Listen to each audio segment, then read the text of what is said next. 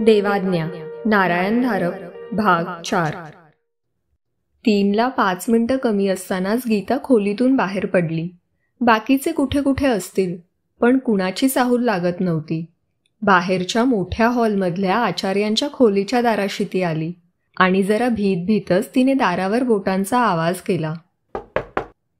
ये आत, आचार्यांचा आवाज आला। दार ढकलून गीता आत गेली। दार तिच्या मागे आपोआप बंद झालं। आचार्य एका रुंद कोचावर बसले होते। शेजारच्या खुर्चीकडे बोट करत ते म्हणाले, ये गीता ये, बस, अगदी आरामात बस। दार तिच्या मागे आपोआप बंद झालं। गीता त्या खुर्चीत बसली, पण आरामात मुळीच नाही। तिचं सारं शरीर ताणाखाली होतं, आतल्या आत आक्रसल्यासारखं झालं होतं। खोली पाहिलीस, सगळ्या सोयी आहेत? हो। जेवण व्यवस्थित झालं? हो। इथल्या बाकीच्यांशी गाठ पडली? हो। ठीक आहे, तुझ्या मनात काही प्रश्न, काही शंका येणं स्वाभाविक आहे। त्यांच्यापैकी काहींची उत्तरं मी आता देणार आहे। आचार्य काही क्षण गप्प बसले। पहिल्या दृष्टिक्षेपातच तुझ्या लक्षात आलं असेल की दशरथ, सोमनाथ, बंड्या, धोंडू, आजी, मीना आणि तू या सर्वांच्यात साम्य फारच थोडं आहे। वयात फरक आहे, पालन, पोषण, शिक्षण यात फरक आहे।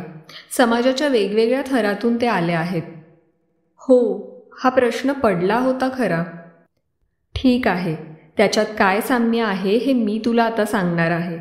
फार फार विलक्षण साम्य आहे। ऐक, तुम्ही सर्वजण, अगदी मोत्या कुत्रासुद्धा मृत्यूच्या अगदी जवळ जाऊन परत आला आहात। मृत्यूच्या कहारी सीमेला स्पर्श करून तुम्ही परत आला आहात। त्या बाकीच्यांच्या हकीकती मी तुला वाचायला देईनच, पण तुमच्या सर्वात ही मूलभूत समान गोष्ट आहे। आलं का लक्षात? म्हणजे माझ्यासारख्याच त्या सर्वांनीही? आचार्यांनी तिला मध्येच अडवलं। गीता, मृत्यूकडे जाण्याचा आत्महत्या हा काही एकमेव मार्ग नाही। अपघात होऊ शकतात, काही नैसर्गिक, काही मानवनिर्मित, वीज, वादळ, वारा, स्फोट, आग, काहीही। मृत्यू कोणत्याही मार्गाने, कोणत्याही रूपात येऊ शकतो। त्या सर्वांच्या काळजांना मृत्यूचा बर्फाळ स्पर्श झालेला आहे। या मठात तुम्ही सर्व असण्याचं ते एकमेव कारण आहे। आचार्य काही वेळ खिडकीबाहेर पाहत शांतपणे बसले। अजून गीताला कशाचाच उलगडा होत नव्हता। व्यसनमुक्तीसाठी प्रयत्नशील असणाऱ्या AA सारख्या काही स्वयंसेवी संस्थांची तिला थोडी बहुत माहिती होती। अशांच्यापैकीच ही एखादी संस्था होती का? आमच्या कार्यपद्धतीचं स्वरूप नीट समजावून घे गीता, आचार्य पुढे म्हणाले। तुझ्या त्या तथाकथित साहसाची वार्ता माझ्यापर्यंत अर्थात ताबडतोब पोहोचली। या शहरात तरी या गोष्टी माझ्या कानांवर हमखास येतात।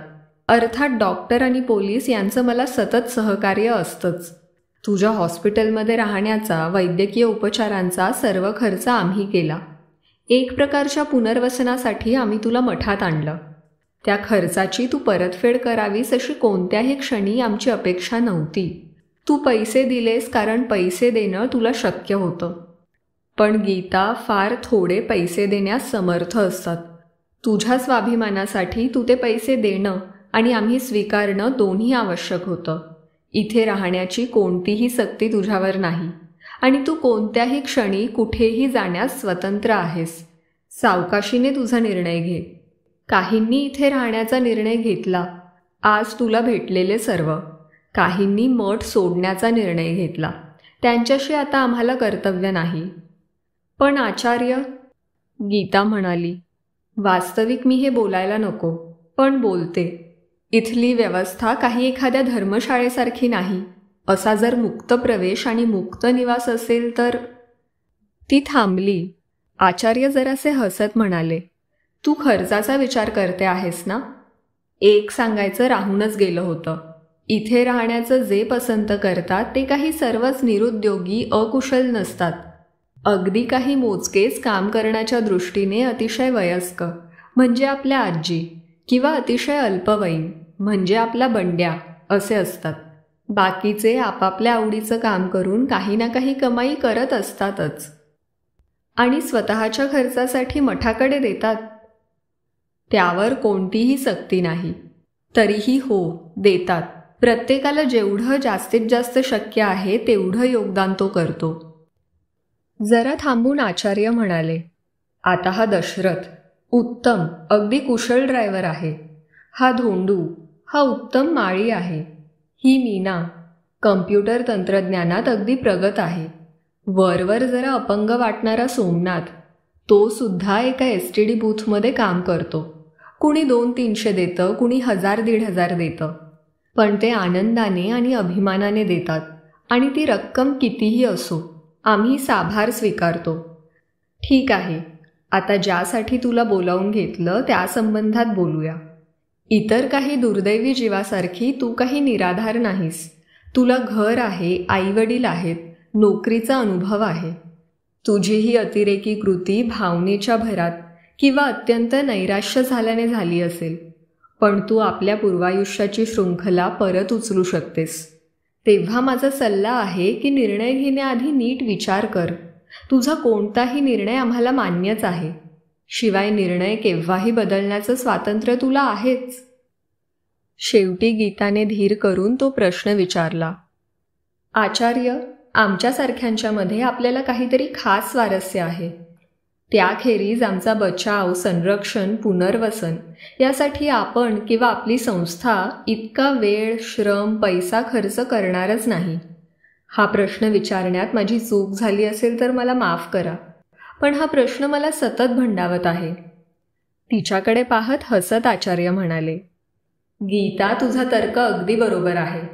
अर्थात तुमच्यासारख्यांच्यात आम्हाला खास स्वारस्य आहे आणि ते तुला समजणार आहेच. आत्तापुरतं एवढं पुरे. आता जाताना मी तुला एक फाईल देणार आहे. सध्या आपल्या मठात जे निवासी आहेत त्यांच्या पूर्वायुष्याची थोडक्यात माहिती दिलेली आहे. त्या घटना सत्य आहेत, पण दिलेली माहिती त्यांनी स्वतः दिली आहे. तेव्हा त्या माहितीच्या अचूकपणाबद्दल नेहमीच एक प्रश्नचिन्ह राहणार आहे. आणि गीता, याचा अर्थ असा नाही की मी त्यांच्यावर असत्याचा आरोप करत आहे. माणूस आपला विश्वास असेल त्याप्रमाणे निवेदन करतो आणि ते खरं असल्याची शपथही घेतो. पण या गोष्टी स्वनिष्ठ असतात. त्यांच्या शब्दाखेरीज अन्य भक्कम पुरावा नसेल तर ती माहिती शंकातीत कधीच नसते. हे ध्यानात ठेवून फाईल वाच. टेबलाच्या खणातील एक पातळसर फाईल आचार्यांनी गीताच्या हातात दिली. आता गेलीस तरी चालेल गीता, ते म्हणाले. गीता परत तिच्या खोलीत आली. खोलीत बंड्या, सोमनाथ आणि मोत्या पाहून तिला नवल वाटलं नाही. तू रागावली नाहीस ना गीताताई? बंड्याने विचारलं. आता या प्रश्नाला ती नाही याखेरीज दुसरं काय उत्तर देणार? सोमनाथ म्हणत होता, आपण ताईला बूथ दाखवूया, जवळच आहे, येतेस का? तू काम करतोस तो बूथ? गीताने विचारलं. हो, आता 5 वाजता जायचं आहे, सोमनाथ चाचरत म्हणाला. जाऊया की, गीता म्हणाली. सकाळपासून ती कुठे बाहेर पडली नव्हती, पण तिच्या या साध्या होकारानं त्या दोघांना केवढा आनंद झाला. मी खोलीतच आहे, तू निघालास की मला हाक मार हं. हो म्हणत दोघं खोलीतून गेले. गीताच्या हातात अजून ती फाईल होती, पण तिने मनाशी ठरवलं की मठातल्या प्रत्येकाशी 4 शब्द बोलल्याशिवाय, काही ना काही माहिती मिळाल्याशिवाय, त्यांच्या संबंधात काही भलंबुरं मत झाल्याशिवाय त्या फाईलमध्ये डोकवायचं नाही. कारण त्या फाईलमधील मजकुराने तिचा त्या व्यक्तीबद्दल काही ना काही पूर्वग्रह होण्याची शक्यता होती. ते तिला नको होतं. ती बेसिनवर तोंड धुवून आली. खोलीत आल्यावर तिने साडी बदलली, केस सारखे केले, चेहऱ्यावर पावडरचा हलकासा हात फिरवला. कुठे बाहेर जायचं नाही असं माहीत असलं किंवा ठरवलेलं असलं की माणूस गबाळेपणाने राहतो. तेच बाहेर जायचं म्हणताच माणूस एकदम नीटनेटका होतो. सोमनाथ, बंड्या आणि मोत्या आले तेव्हा खांद्याला पर्स लावून ती तयारच होती. दिवाणखान्यात कुणीही नव्हतं. आचार्यांच्या खोलीचं दार बंद होतं. मोठं दारही उघडं होतं. लोखंडी गेटमधून ते बाहेर आले. वळून हमरस्त्याला लागले. रस्ता शहराबाहेरचा होता. फारशी डेव्हलपमेंट झाली नव्हती. फरलांगभर चालताच गीताला थकवा जाणवायला लागला. ती स्वतःचा आजार विसरलीच होती. अजून किती लांब आहे रे? थांबून तिने विचारलं. एवढंच पुढे आहे गीताताई, चला ना, आता आलंच, बंड्या म्हणाला. त्या लहान पोराचा उत्साह. ते दोघं आणि मोत्या भिंगरीसारखे पळत होते. पुढे गेल्यावर तिच्यासाठी थांबत होते. सोमनाथचा बूथ एका कमर्शियल कॉम्प्लेक्समध्ये होता. शेजारी पंप होता. इमारतीत बार रेस्टॉरंट होतं. वरच्या मजल्यावर हेल्थ क्लब होता. सायबर कॅफे होता. मिनी मार्केट होतं. गिफ्ट शॉप होतं. शहरातल्या लोकांपेक्षा हमरस्त्यावरून गाड्या, टॅक्सी, आराम बसने जाणारे प्रवासीच यांचे खरे ग्राहक असावेत, तिने तर्क केला. पण आज न उद्या शहर वाढत वाढत या रस्त्याला येऊन भिडणारच होतं. सोमनाथ आणि बंड्या फुटपाथवरच उभे होते. गीता रेस्टॉरंटमध्ये गेली. तिघांकरता तिने 3 चॉकलेट बार विकत घेतले. मोत्याकरता टोस्टचं एक पाकिटही घेतलं. ती बाहेर आली तेव्हा सोमनाथ बूथमध्ये जायच्या तयारीत होता. चॉकलेट बारवर दोघंही अगदी खुश झाले. सोमनाथ बूथमध्ये गेला तसे गीता आणि बंड्या परत फिरले. बंड्याच्या हातात तिने टोस्टचं पॅकेट दिलं. मोत्यासाठी, ती म्हणाली. दोघं सावकाश चालत परत निघाले. तू रोज सोमनाथ बरोबर येतोस का रे? मी रोज नाही, पण मोत्या मात्र येतो. मोत्या? हो ना.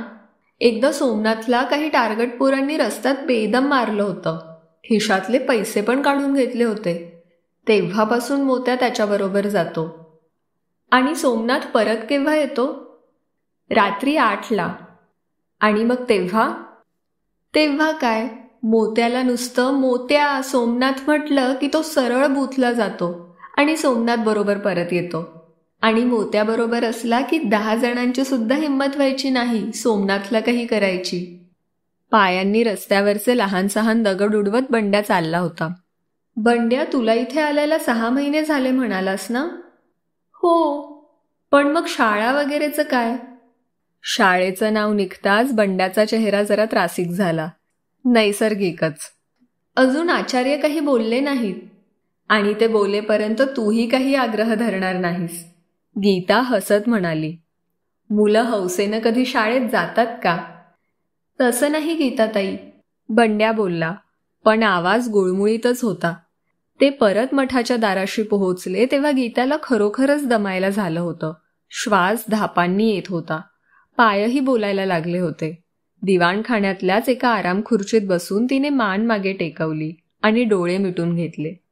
सकाळी ती इथे आली होती. आता दिवस संपत आला होता. तिने दिवसभरात काय केलं होतं? काहीही नाही. प्रकृती 100% तंदुरुस्त नाही म्हणून आणखी एखादा दिवस असा निरुद्योगीपणाने काढणं क्षम्य ठरेल. पण त्यानंतर काय? ती वेळ काय असाच रिकामटेकडेपणाने काढणार होती? इथे सर्व सुखसोयी होत्या. कोणतंही बंधन नव्हतं. जबाबदाऱ्या नव्हत्या. वेळा पाळायच्या नव्हत्या. अशा आयुष्याची चटक लागायला फार वेळ लागणार नव्हता. आचार्य म्हणाले होते. इथे आलेले सगळेच इथे राहिले नाहीत. काही मठ सोडून निघून गेले. काय विचार चालला आहे? प्रश्न इतका औचित आला की गीताने दचकून डोळे उघडले. तिच्यासमोर आजी उभ्या होत्या. त्यांच्या येण्याची तिला चाहूल सुद्धा लागली नव्हती. नाही, त्या सोमनाथ बरोबर त्याच्या बूथपर्यंत गेले होते. जवळ आहे म्हणत त्या पोरांनी मला खूपच पायपीट करायला लावली. आजी शेजारच्याच खुर्चीत बसल्या. आजच सकाळी आलीस इथे, नाही का? आजी म्हणाल्या. आचार्य म्हणतच होते, 1-2 दिवसात आपल्याकडे गीता नावाची नवीन मेंबर येणार आहे. त्यांनी एवढंच सांगितलं माझ्याबद्दल, इतर काही नाही? नाही, नुसतं गीता एवढंच. मी कोण, कुठून, का आले, काही नाही. गीता, ते कुणाबद्दल जास्त काही सांगत नाहीत. माझंही खरं नाव त्यांनी अजून कुणाला सांगितलेलं नाही. मला सगळे फक्त आजी म्हणूनच ओळखतात. सगळ्यांबद्दल असंच? सोमनाथ, बंड्या, मीना, धोंडू, दशरथ एवढंच. मग आजी हसत म्हणाल्या. मोत्याला मात्र नाव नव्हतं. ते मोत्या नाव बंड्यानंच ठेवलं. पण काहीच माहिती नाही म्हणजे जरा. काय होणार? काय अडचण येणार आहे? नाव काय आहे? काय करत होता? काय झालं? या माहितीने का माणसाची खरी ओळख पटणार आहे? तुम्ही इथे किती दिवस आहात आजी? आणि मग गीता घाईनं म्हणाली. म्हणजे हा प्रश्न विचारायची किंवा त्याचं उत्तर द्यायची परवानगी असेल तरच. अगं गीता, हा काही कैदखाना नाही. माझी जर इच्छा असली तर मी माझ्या साऱ्या आयुष्याची कहाणी तुला ऐकवू शकेन. त्याला कोणाचीही काही हरकत नाही. आणि सांगेनही.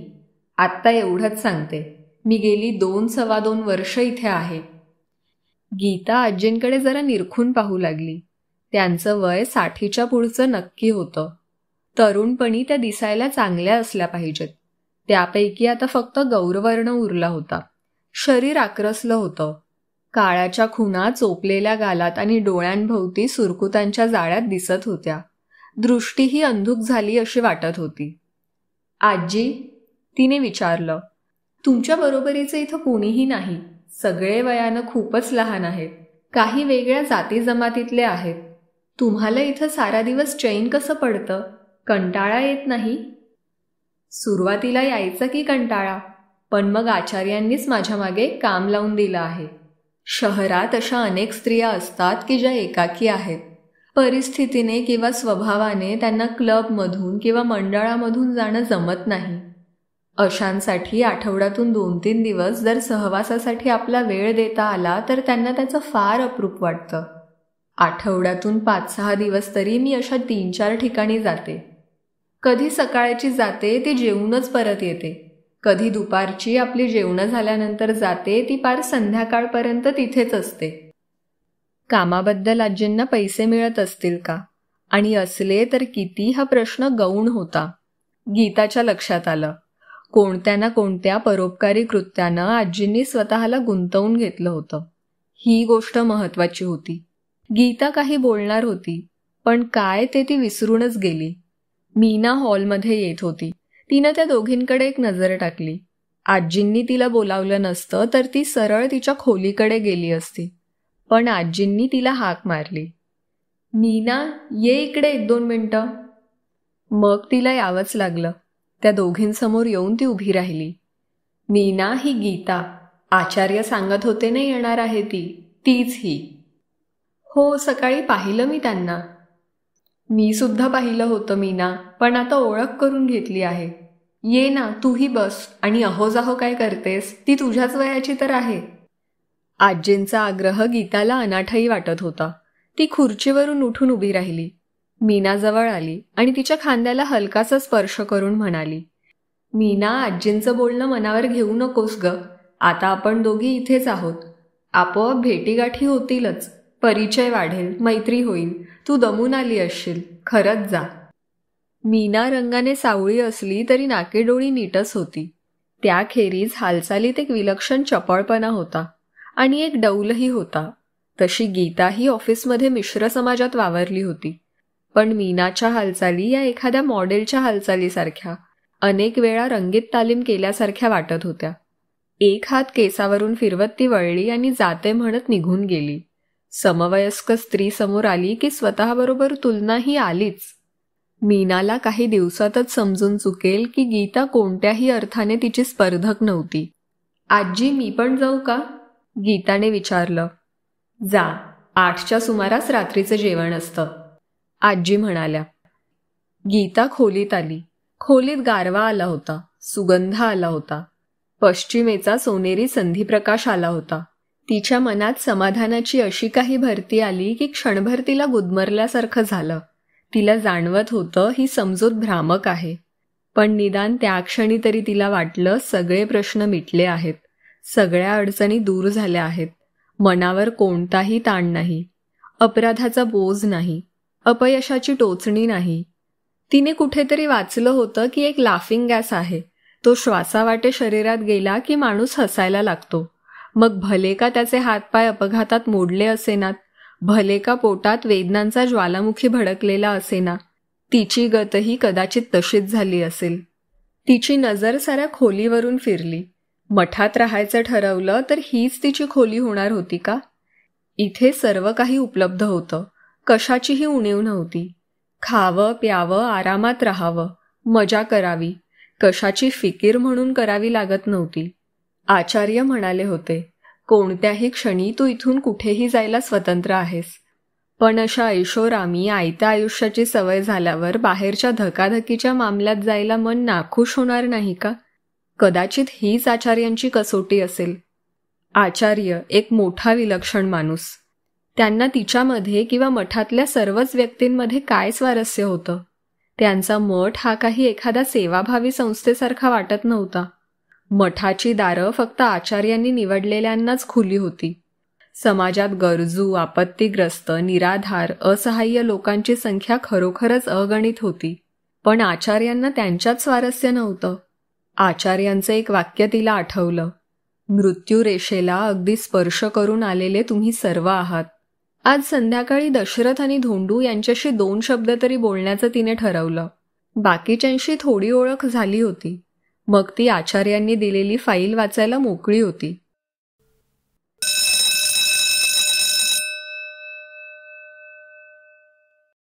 संध्याकाळच्या जेवणाची घंटा झाली.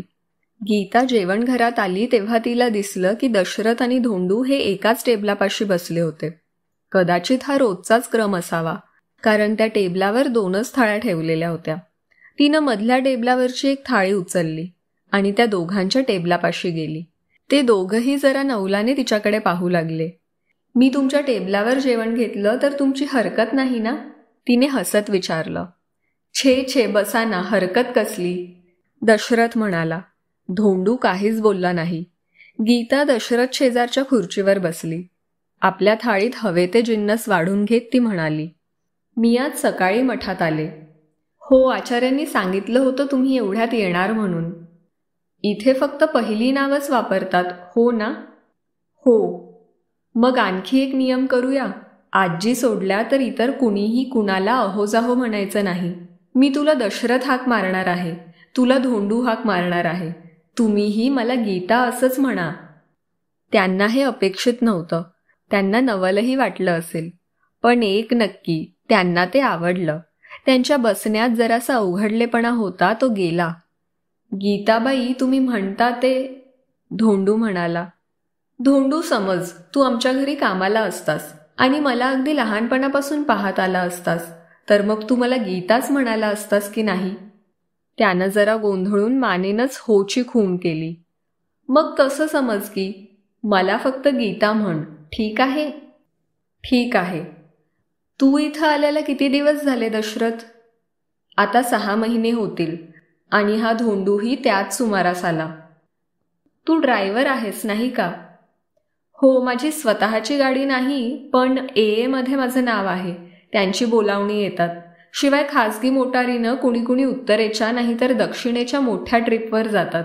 त्यांचीही बोलावणी येतात. काम हवं तेवढं असतं. आणि तू धोंडू? बागकाम, धोंडू म्हणाला. गीता, तो सांगणार नाही, पण तो त्यातला अगदी एक्सपर्ट आहे. पुस्तकी शिक्षण घेतलं नसेल, पण landscaping, topiary, rock garden, graft, bonsai सगळ्यातला तो तज्ज्ञ आहे. मोठमोठ्या कंपन्या, रईस आणि हौशी लोक सगळीकडे त्याला बोलावणं असतं. धोंडू खाली त्याच्या पानाकडे पाहत होता. मी एका खाजगी कंपनीत क्लर्क होते, गीता म्हणाली. प्रत्येकालाच आयुष्यात कधी ना कधी विक्षिप्त, तऱ्हेवाईक, हेकेखोर अशी माणसं भेटतच असतात. त्या तिघांच्या गप्पा अशा रंगल्या की वेळ पाहता पाहता गेला.